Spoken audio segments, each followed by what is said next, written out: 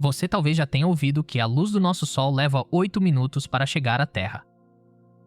Essa é a distância que ela precisa percorrer pelo espaço. Mas talvez você não saiba que a luz que você vê toda manhã é, na verdade, mais antiga do que as grandes pirâmides do Egito. A jornada dessa luz começou no coração do Sol, e ela passou dezenas de milhares de anos lutando para atravessar um caos eletromagnético quente e radioativo antes de finalmente se libertar e chegar até aqui. O Sol tem cativado a humanidade desde que existimos, mas é só agora, graças a algumas das espaçonaves mais avançadas da NASA, que finalmente estamos começando a entender como o Sol realmente funciona. Isso é muito mais do que uma bola de fogo gigante no céu. E o que a NASA encontrou dentro do Sol vai mudar para sempre a maneira como você vê a vida na Terra. Veja, tudo começou com uma nuvem. O Sol é uma estrela, e as estrelas não surgem do nada. Elas nascem dessas nuvens de gás inimaginavelmente grandes que se estendem por centenas de anos-luz. Mas de onde vem todo esse material? Bem, originalmente, toda a matéria foi criada no momento do Big Bang. Mas em uma história cósmica mais recente, apenas alguns bilhões de anos atrás, essas nuvens formadoras de estrelas foram na verdade criadas por outras estrelas que viveram, morreram e explodiram, espalhando seu hidrogênio, hélio e elementos mais pesados por toda a galáxia. Então, de certa forma, o Sol é feito de poeira estelar reciclada. Agora, com o tempo, esses detritos vão se encontrar e se agrupar. E quanto maior a coleção fica, mais gravidade ela desenvolve. Mais detritos ela vai atrair até que você tenha essa colossal máquina de formação de estrelas que está apenas esperando para ser ativada. Eventualmente, depois de milhões ou bilhões de anos vagando pela galáxia, a nuvem vai acabar se aproximando demais de uma estrela gigante. Ao mesmo tempo, ela simplesmente explode em uma supernova e a onda de choque dessa explosão vai atravessar a nuvem, como uma mão pressionando um travesseiro. Uma vez que esse empurrão acontece, a gravidade começa a assumir o controle. Regiões da nuvem são comprimidas, ficam mais densas e começam a puxar rapidamente o material ao redor. Isso amplifica a força da gravidade até que esses novos bolsões de gás denso comecem a colapsar sob o próprio peso, ficando mais quente e mais denso até que a matéria seja puxada e se junte em um nó apertado. Esta é a semente de uma futura estrela. Dentro da nossa nuvem original gigantesca de gás, haverá muitas sementes de estrelas que se formam a partir desses bolsões de maior densidade. As estrelas nascem em grupos, e uma dessas novas sementes acabará se tornando o nosso Sol.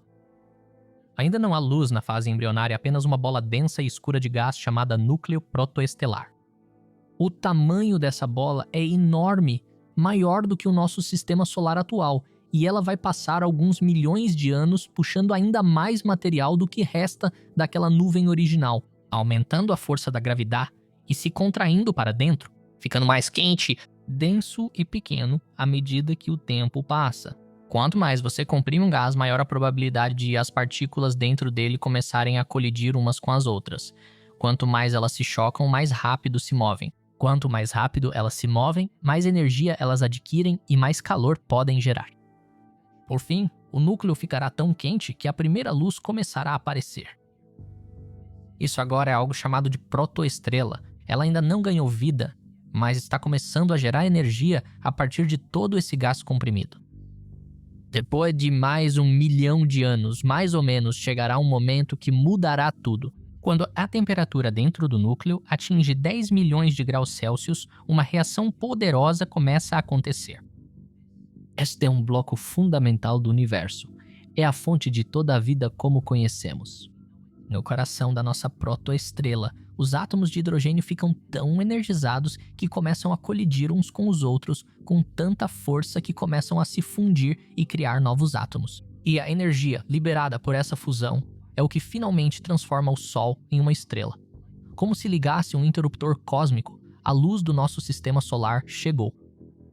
Enquanto isso, fora do núcleo, nossa bola de gás começou a girar e esse movimento vai permitir que parte do material resista à atração da gravidade e o Sol não vai conseguir puxá-lo para dentro. Tudo isso acontece ao redor do meio, no Equador, porque é onde a esfera experimenta o maior momento angular. Tudo na parte de cima e na parte de baixo está girando mais devagar, e é isso que continua sendo puxado para o núcleo. Então, ao longo de vários milhões de anos, nossa bola original de gás se achata e se transforma em um disco giratório, com o nosso recém-formado Sol no meio. A partir desse disco, todos os planetas, luas e cometas do nosso sistema solar se formaram lentamente. Mas ainda assim, nenhuma vida ou água líquida pode existir até que o Sol fique forte o suficiente para espalhar seu calor pelos planetas do sistema solar interno. Bem no interior da estrela está o seu núcleo, uma região que representa cerca de 1/4 do volume do Sol, mas contém metade de sua energia. O ambiente aqui embaixo é quase incompreensível. A temperatura chega a 15 milhões de graus. A pressão é 50 bilhões de vezes maior do que você sentiria no fundo dos oceanos da Terra. Nessas condições, os átomos são fundidos e despedaçados. Esse processo libera elétrons livres desses átomos, e isso inicia um fluxo de eletricidade através da sopa quente e densa dentro da estrela. Quando os elétrons começam a fluir, é aí que o gás se transforma em algo chamado plasma. Esse é o 4º estado da matéria. Sabemos que se você adicionar energia a um sólido, ele pode derreter e virar um líquido. E se adicionarmos mais energia a esse líquido, ele pode se vaporizar e virar um gás. Quando você adiciona ainda mais energia a esse gás, ele pode se transformar em plasma. E é disso que o Sol é feito, o 4º estado da matéria que só existe nas condições mais extremas. A fonte dessa energia dentro do nosso Sol é a fusão nuclear. Isso começa com os átomos mais leves e abundantes do universo, o hidrogênio. No núcleo de um átomo de hidrogênio há um próton, que é carregado positivamente, e assim como tentar juntar 2 polos positivos de um ímã, os prótons dentro dos átomos de hidrogênio têm uma tendência a se repelir. Mas o poder do Sol é uma das únicas forças no universo capaz de empurrá-los para ficarem juntos. Isso inicia uma cadeia de reações de fusão. 2 átomos de hidrogênio se combinam para formar uma forma mais pesada de hidrogênio chamada deutério, que então se funde com outro átomo de hidrogênio para se tornar hélio 3, e 2 átomos de hélio 3 acabam se combinando para formar hélio 4. Essa série de eventos, chamada cadeia próton-próton, é responsável por 99% de toda a energia que o Sol produz. Mas de onde vem essa energia? Bem, é importante notar que dentro do processo de fusão, 1 mais 1 não é igual a 2. É por isso que 2 átomos de hidrogênio com um próton cada, quando fundidos, não se tornam um átomo de hélio com 2 prótons. Eles apenas criam um hidrogênio mais pesado. E esse processo acontece repetidas vezes em cada etapa da cadeia de fusão. Então agora sabemos que toda vez que essa fusão acontece, o átomo resultante pesa um pouco menos do que a soma dos átomos originais que participaram dela. Isso significa que algo desaparece. Mas essa massa que falta não simplesmente desaparece, ela se converte diretamente em energia.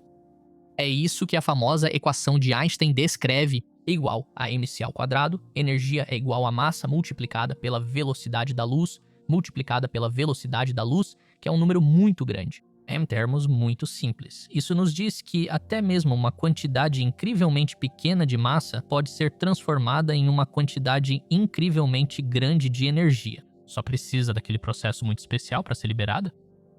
A cada segundo, o Sol converte 4,3 milhões de toneladas de sua própria massa em energia pura. Para colocar isso em perspectiva, isso equivale aproximadamente à massa de 3 milhões de carros sendo aniquilados e transformados em energia a cada segundo, sem parar.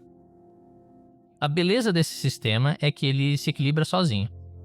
À medida que a reação de fusão aumenta, a energia que ela produz empurra para fora contra a força esmagadora da gravidade puxando para dentro. Isso interrompe o processo de colapso que mencionamos anteriormente e o Sol atinge um nível de estabilidade chamado equilíbrio hidrostático, com a gravidade puxando para dentro, a energia empurrando para fora. E tudo em perfeito equilíbrio?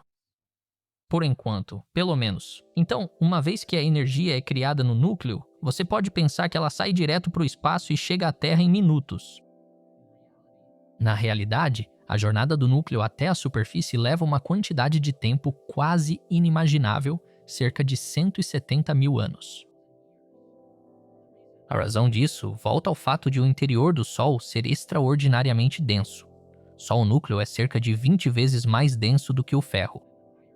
Então imagine a frigideira de ferro fundido mais pesada na cozinha dos seus avós. E então tente imaginar que ela pesa 20 vezes mais, mantendo exatamente o mesmo tamanho e sendo feita de plasma eletrificado a 15 milhões de graus. Esse é o coração do Sol, e é de lá que vem a luz do lado de fora da sua janela. A energia do núcleo viaja para fora como partículas de luz chamadas fótons, mas esses fótons não viajam em linha reta. Eles ricocheteiam em outras partículas dentro do Sol em todas as direções imagináveis, sendo constantemente absorvidos e reemitidos. Imagine tentar atravessar um shopping lotado de olhos fechados, esbarrando em pessoas e paredes a cada passo que você dá.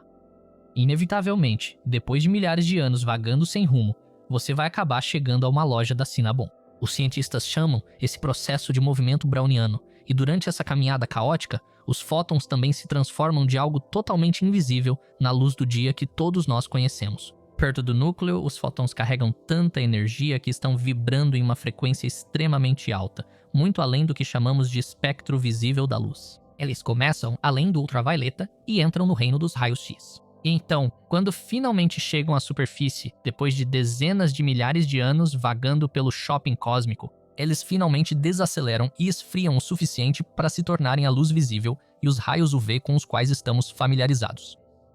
Esse é o processo incrível que dá vida a você, a mim e a tudo mais na Terra, e talvez até em alguns outros lugares estranhos do sistema solar.